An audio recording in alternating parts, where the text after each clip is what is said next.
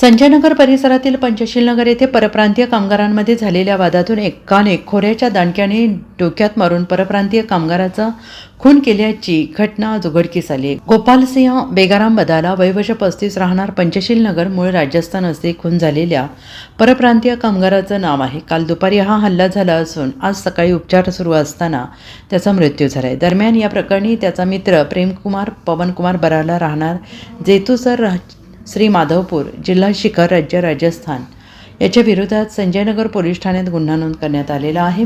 सुभाषचंद्र निठारवाल वय वर्ष 31 यांनी फिर्याद दिली आहे. लक्ष्मीनगर येथील मारुती मंदिराच्या पाठीमागील भाड्याच्या घरात ही घटना घडली आहे. याबाबत अधिक माहिती अशी की गोपालसिंह बदाला हा फरशी पेंटिंग म्हणून ठेकेदार म्हणून काम करत होता. त्याचा विवाह झाला असून पत्नी मूळ गावी असते. तो लक्ष्मीनगर येथील मारुती मंदिराजवळ संदीप पवार यांच्या भाड्याच्या खोलीत वास्तव्यास होता. काही दिवसांपूर्वी त्याचा मित्र प्रेमकुमार याने प्रेमविवाह केला. तो राजस्थान येथून पत्नीला घेऊन पसार झाला होता. दरम्यानच्या काळात गोपालसिंह याच्याकडे तो कामासाठी पत्नीसह आला.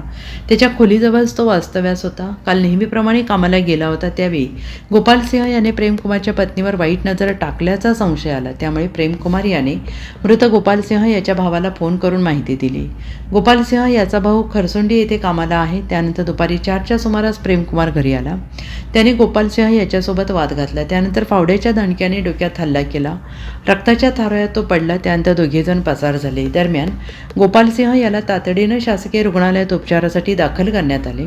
उपचार सुरू असताना आज त्याचा मृत्यू झाला. पोलीस उपअधीक्षक संदीप भागवत, निरीक्षक सतीश कदम यांनी घटनास्थळी भेट दिली. संशयितांच्या शोधासाठी तातडीनं पथके रवाना केली. मात्र उशिरा पुन्हा गुन्हा नोंद करण्यात आला. परप्रांतीय तरुणाच्या खुनामुळे परिसरात खळबळ उडाली आहे.